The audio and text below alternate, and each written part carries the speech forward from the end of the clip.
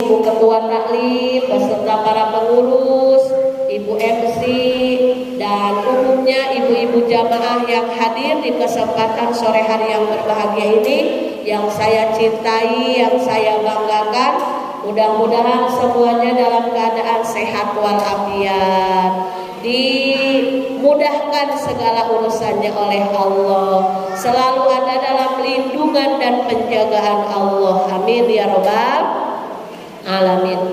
Baiklah ibu-ibu yang dirahmati Allah Subhanahu wa taala, kita lanjutkan kembali kajian ilmu fikih, masih bab sholat tapi terakhir bab tahiyat, dan tahiyat pun tinggal baca salam ya Bu ya.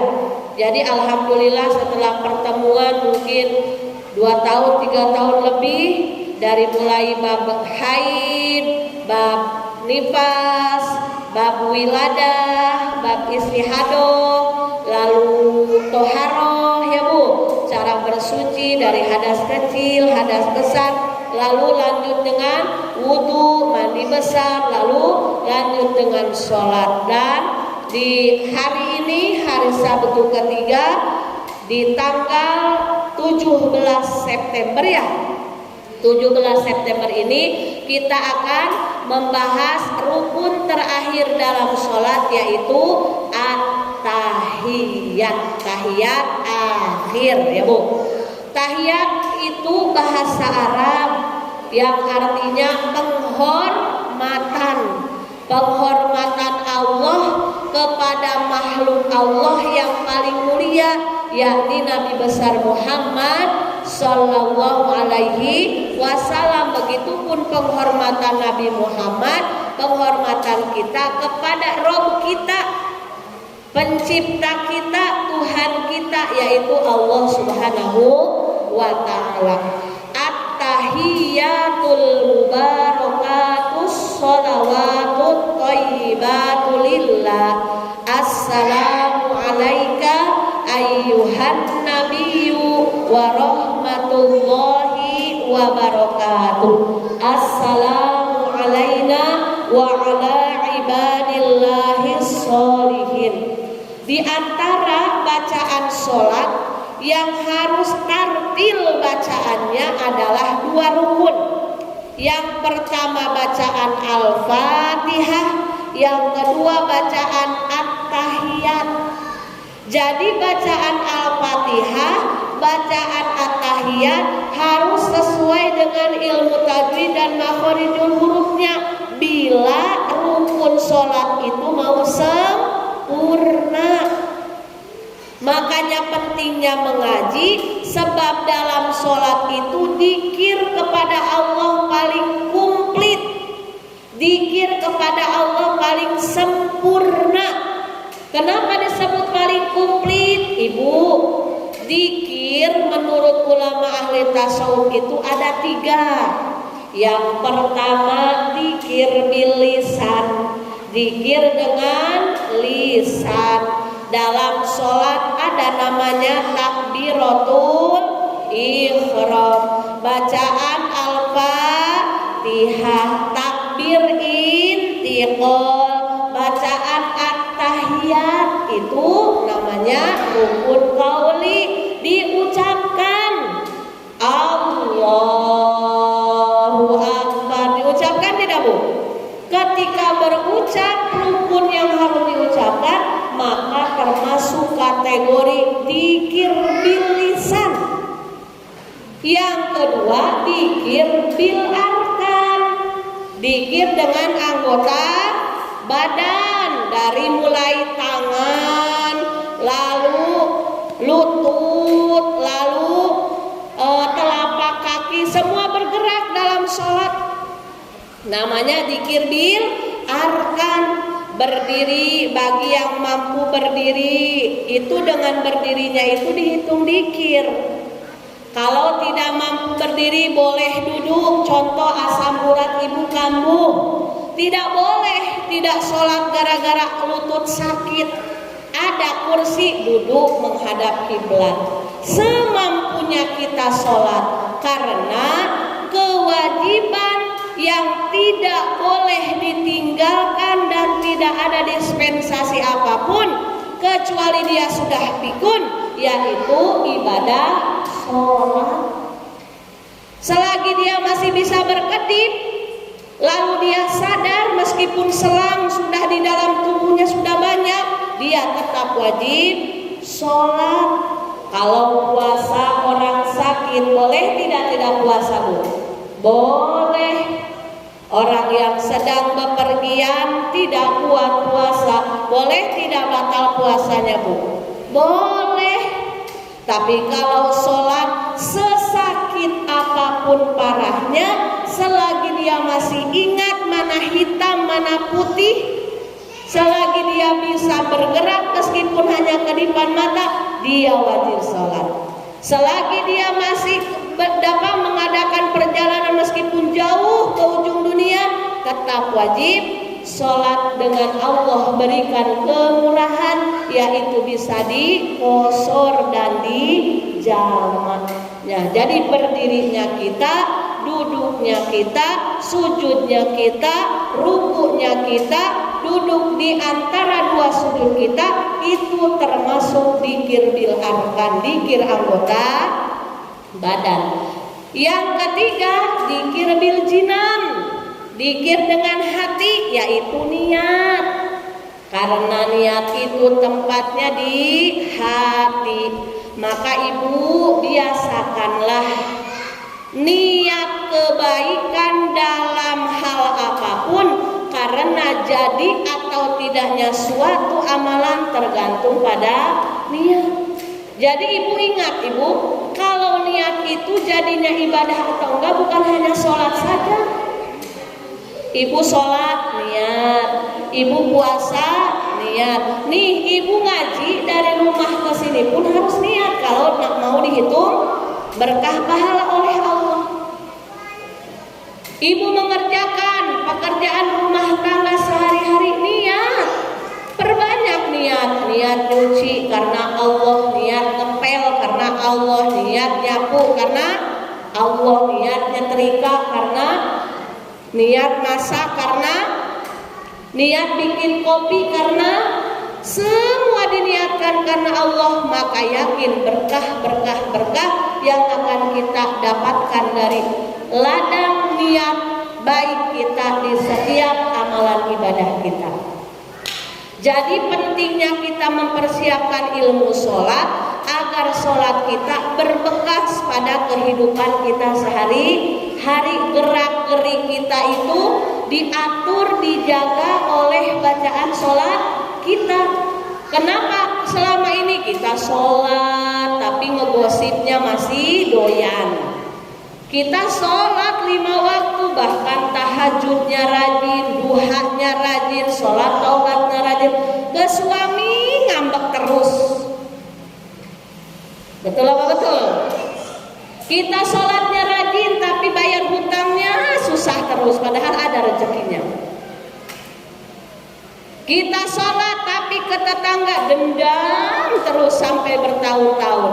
Berarti yang menjadi pelajaran, yang jadi PR adalah sholat kita mungkin masih belum disertai dengan ilmunya. Makanya alhamdulillah dengan adanya kajian ilmu fikih, meskipun hanya sebulan sekali, semoga menambah pembendaharaan ilmu kita, terkhusus ilmu fikih sholat. Amin ya robbal alamin. Nah ibu-ibu, rukun yang harus dijaga bacaannya sesuai makhorijul huruf dan tajwidnya, diantaranya Al-Fatihah dan bacaan At-Tahiyat. Yuk sama-sama ibu, bacaan Al-Tahiyat yang ibu suka baca sehari-hari. Bismillahirrahmanirrahim. Pakai tajwidnya ya bu ya. At-tahiyatul mubarakatus sholawatut thayyibatul lillah. Assalamu alaika ayyuhan nabiyyu wa rahmatullahi wa barakatuh. Assalamu alaina wa ala ibadillahi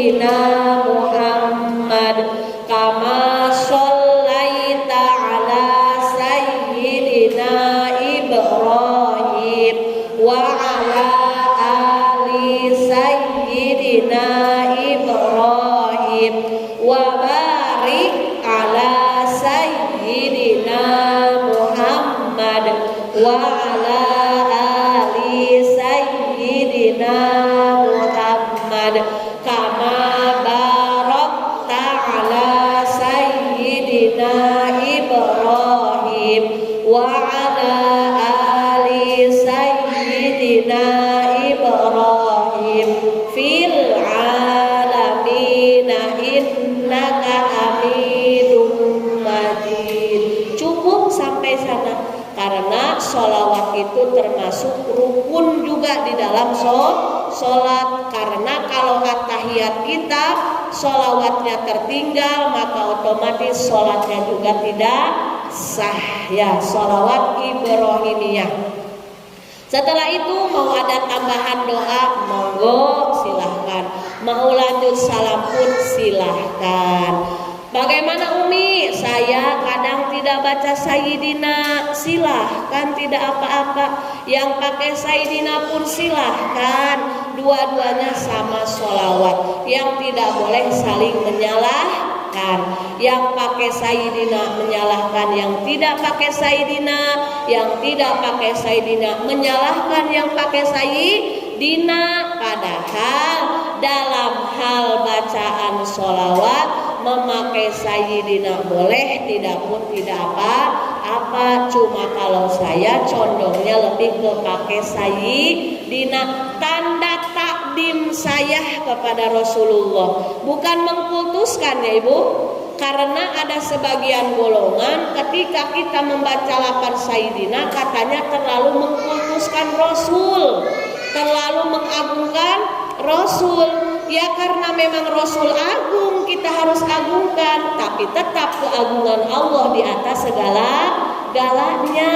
Ya Bu, jadi kita mengucapkan Sayyidina itu tanda bakti, tanda takdim kita, tanda mengagungkan kita, menghormati kita kepada hamba Allah yang paling mulia, yakni Nabi besar Muhammad Sallallahu Alaihi Wasallam. Mau pakai Sayyidina silahkan, tidak pakai Sayyidina pun silahkan ya Bu. Yang penting apanya Bu? Sholat, jangan terus ribut aja berantem. Yang pakai Sayyidina menyalahkan sama yang tidak pakai Sayyidina. Yang tidak pakai Sayyidina merasa paling benar, menyalahkan yang tidak pakai, yang pakai Sayyidina. Jadi kapan mau sholatnya?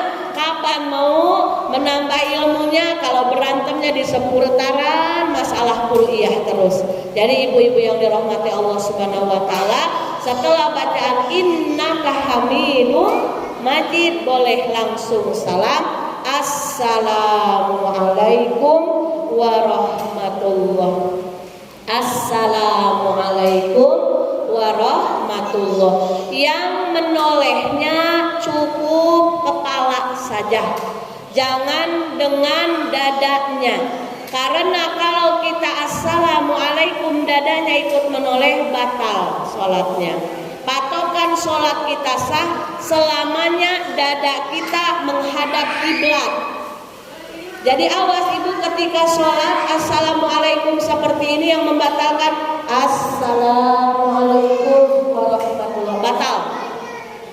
Karena dadanya sudah melenceng ke arah dari arah kiblat. Sementara kita sholat selamanya dada ini harus dijaga selamanya menghadap kiblat. Yang wajib salam dalam sholat itu cukup salam pertama. Kalau salam kedua hukumnya sunnah.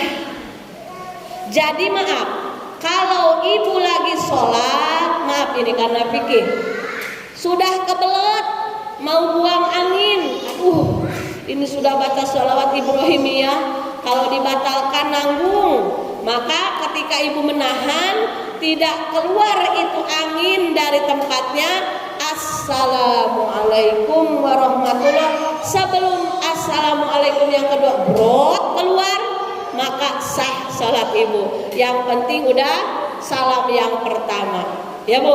Jadi salam yang kedua ini hukumnya Yang wajib hanya salam yang kedua, kecuali bila ibu mewajibkan, meyakini, menekadkan bahwa salam yang kedua itu wajib.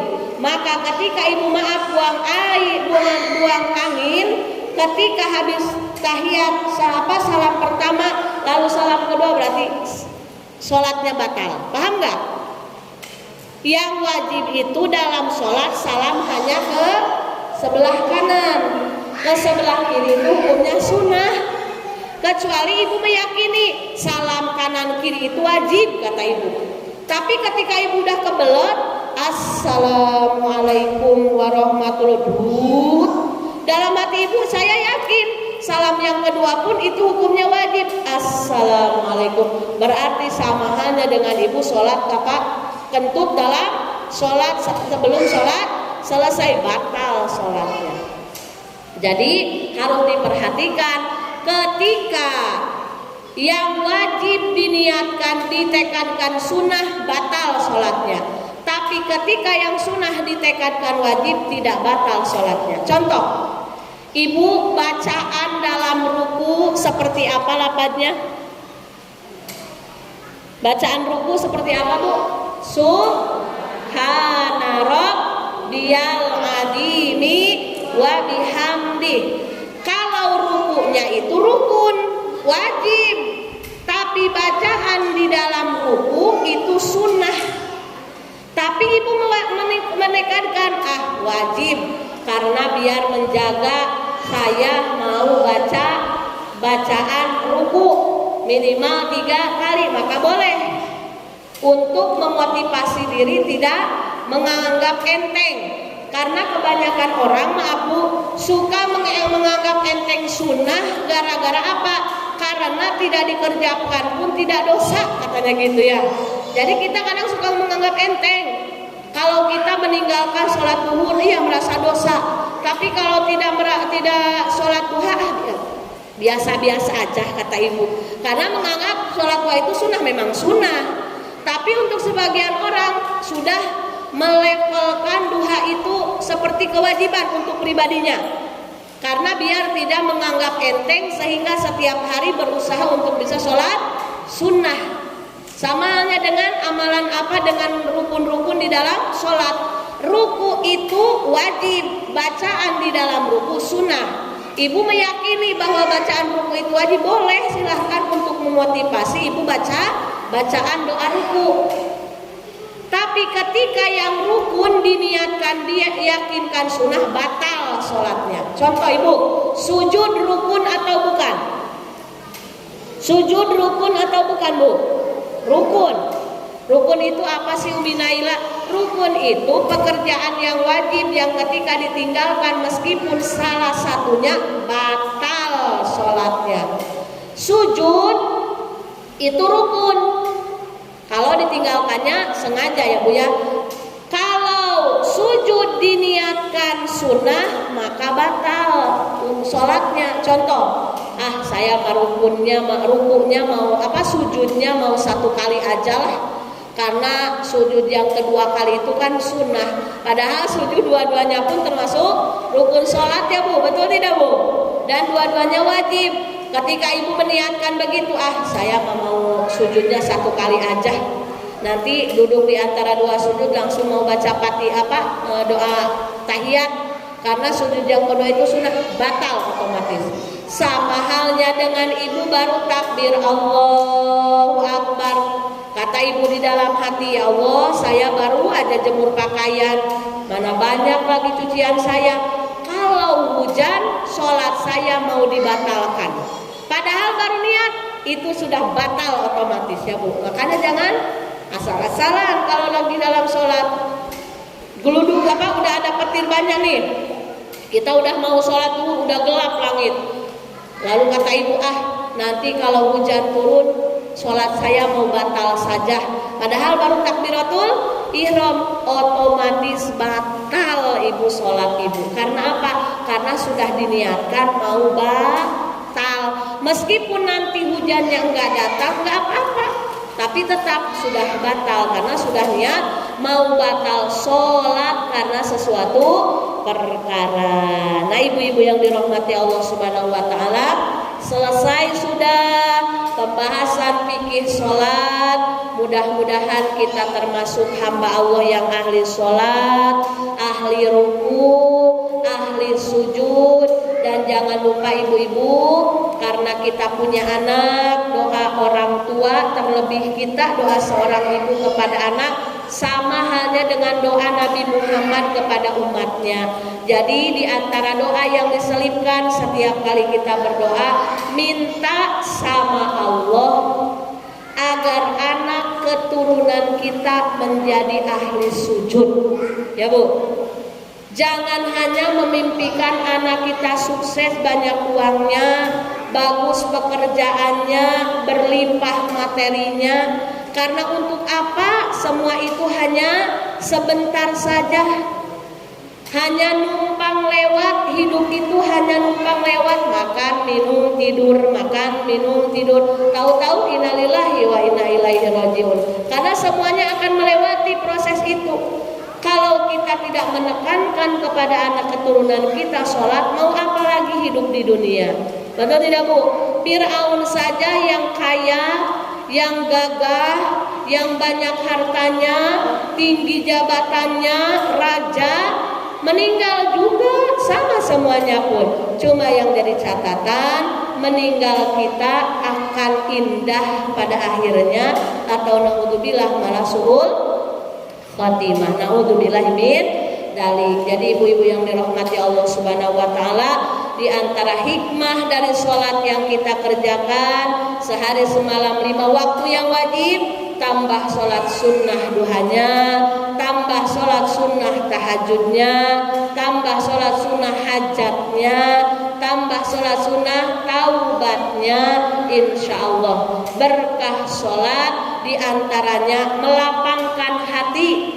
Jadi kalau kita sering kesel, sering ngedumel, sering sempit, sering bingung, sering gelisah, berarti itu SMS dari Allah. Biar kita kembali ke Allah, banyak sujud ke Allah. Allah itu kangen kepada kita. Makanya Allah kasih ujian biar kita tidak terlena. Ya Bu, jadi sholat karena awal yang akan dimintai pertanggungjawaban kelak di kubur dan di akhirat adalah pahala amalan sholat. Allahumma ja'alni muqimas sholat wa min dzurriyyati. Ya Allah, jadikan kami semuanya penegak sholat, pendiri sholat, dan juga keturunan-keturunan kami semuanya. Perintah sholat ada dalam surat Al-Baqarah ayat 43, wa aqimus sholat wa atuz zakah warka'u ma'ar rakiin. Kerjakanlah sholat, tunaikanlah zakat, dan ruku'lah beserta orang-orang yang ruku. Insya Allah kalau kita hidup untuk banyak sujud ke Allah, untuk banyak ruku ke Allah, maka otomatis semua urusan-urusan kita akan ditanggung jawab, dimudahkan, dilancarkan oleh Allah Subhanahu wa ta'ala. Insya Allah. Mudah-mudahan apa yang saya sampaikan ada manfaatnya. Mohon maaf atas segala kekurangan, dan kita sama-sama membaca istighfar sebanyak 3 kali. Kita memohon ampun kepada Allah atas dosa-dosa kita, dosa-dosa suami kita, dosa-dosa orang tua kita, dosa-dosa guru-guru kita, dan kaum muslimin, muslimat, mukminin, mukminat dimanapun berada. Astagfirullah Rabbal baraya, astagfirullah minal khataya, astagfirullah Rabbal baraya,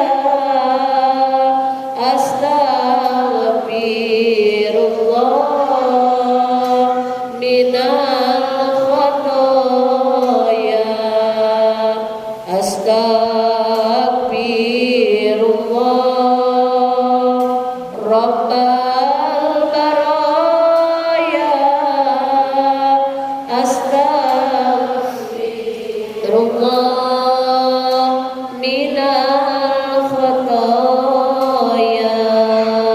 Bismillahirrahmanirrahim. Alhamdulillahirabbil alamin hamdan na'imin hamdan syakirin hamdan yuwafi ni'amahu wa yukafiru mazidah. Ya Allah ya Rabbana lakal hamdu kama yanbaghi li jalali wajhika wa 'azimi sultanik. Allahumma salli ala sayyidina Muhammadin al-fatih lima ughliq wal khatim lima sabaq nasiril haqqi bil haqqi wal hadi ila siratikal mustaqim wa ala alihi wa ashabihi al-qadri wa miqdaril 'azim. Allahumma ighfir lana dhunubana wa liwalidayna wa li zawjina wa li jami'il muslimina wal muslimat wal mu'minina wal mu'minat al ahya'i minhum wal amwat wa tub ilaih. Rabbi anfa'na bima 'allamtana, Rabbi 'allimna alladhi yanfa'una, Rabbi faqihna wa faqih ahlana wa qarrabati lana fi dinina. Tawassalna bi ta'alumi, tawassalna bi ta'limi, antarzuqana al-wasi'ah wa antarzuqana al-amanah. Rabbana atina fid dunya hasanah wa fil akhirati hasanah wa qina adzabannar wa adkhilnal jannata ma'al abrar ya aziz ya ghaffar ya rabbal alamin. Wa sallallahu ala sayyidina Muhammad wa ala alihi wa sahbihi ajma'in. Subhana rabbika rabbil izzati amma yasifun wa salamun alal mursalin walhamdulillahi rabbil alamin. Taqabbalallahu minkum. Alhamdulillahi rabbil alamin. Kita sama-sama membaca sholawat syifa dulu satu kali, sholawat busro, sholawat nariyah. Kita doakan saudara-saudara kita, khususnya jamaah Masjid Al-Huda yang sedang Allah uji sakit. Semoga dengan barokah sholawat syifa Allah segera menyembuhkan, dan jamaah Masjid Al-Huda selalu dalam lindungan dan pertolongan Allah, dimudahkan segala urusan dunia akhiratnya, dibahagiakan lahir batinnya. Amin ya rabbal alamin. Allahumma sholli ala sayyidina Muhammadin tibbil qulubi wa dawaiha wa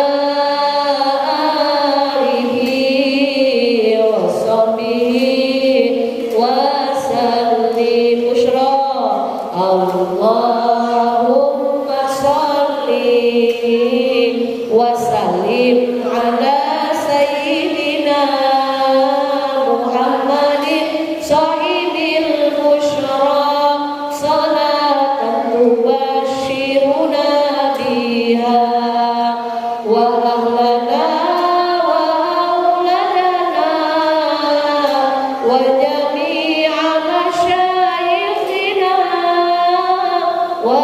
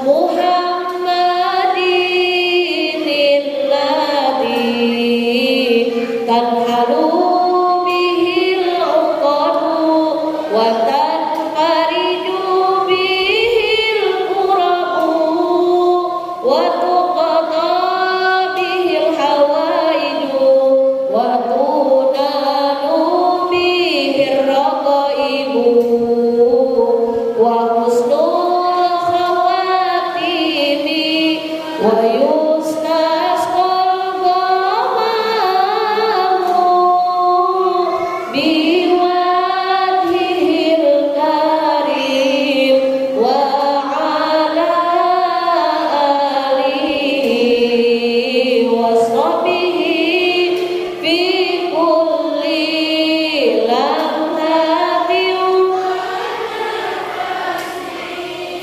wa nafasin bi'adadi kulli ma'lumillah. Allahumma sholli wa sallim wa barik alaihi sallallahu alaihi. Alhamdulillahi rabbil alamin. Billahi taufiq wal hidayah wal inayah. Assalamualaikum